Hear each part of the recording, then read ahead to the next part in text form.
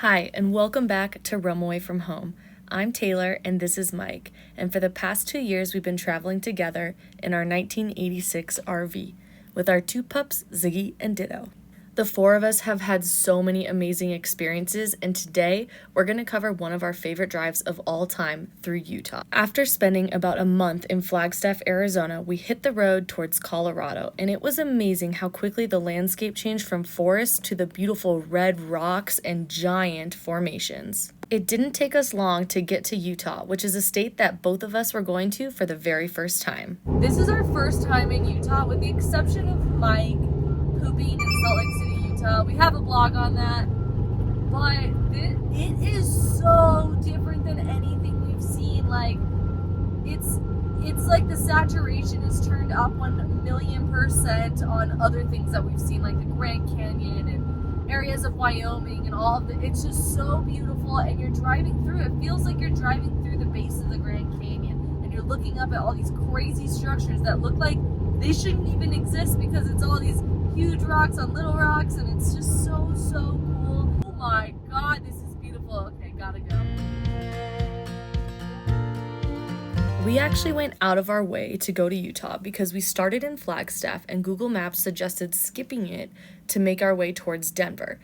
Now, after talking to my family who had been to Southwest Colorado a bunch, they recommended taking this green route that goes just slightly out of the way through Monument Valley and then towards Pagosa Springs and Denver. Once we decided that this was definitely our route, we added Four Corners as a stop because we had both never been there, Monument Valley, and then Durango and Pagosa Springs. So those were our four must-see places before we headed to Denver. At the end of the day, this is what our route looked like, leaving Walnut Canyon National Monument, going through Tuba City, heading north instead of east towards Mexican Hat. There isn't a lot around there, and it was supposed to be really hot, so we decided to book a KOA in Monument Valley and look at the spectacular views.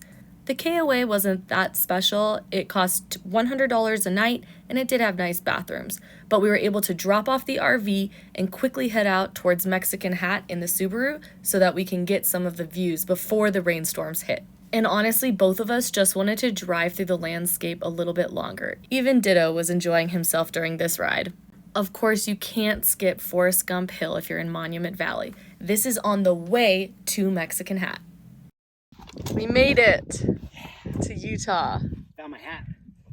It's up there though. So. Mexican Hat. Have you seen anything like this though? Yes, truly, sure. like this, this expansive. Like Sedona in the Grand Canyon had a baby. That's true, but better. Right, but that's what I mean. And that baby was more attractive than the parents. We were the only people there, and we brought our chairs and a cooler so that we could have some beers and enjoy the beautiful views. Ziggy and Ditto were so happy to be out of the car at this point.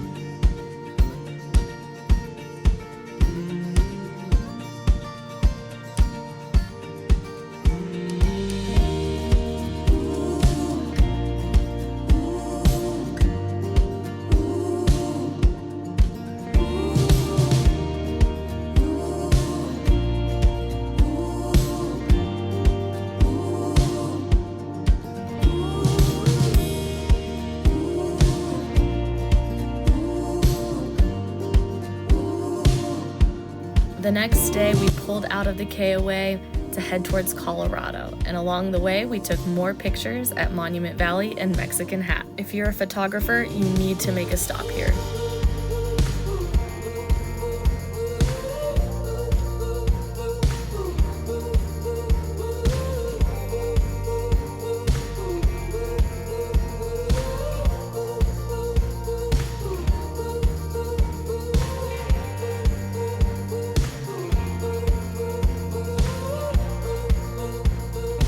It felt like as soon as we got there, it was time to hit the road again, and this time we were off to Four Corners.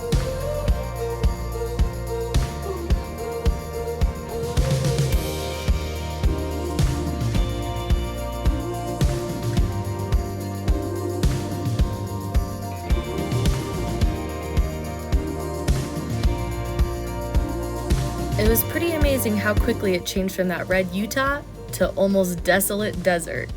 Now, Four Corners does have a fee and dogs are not allowed.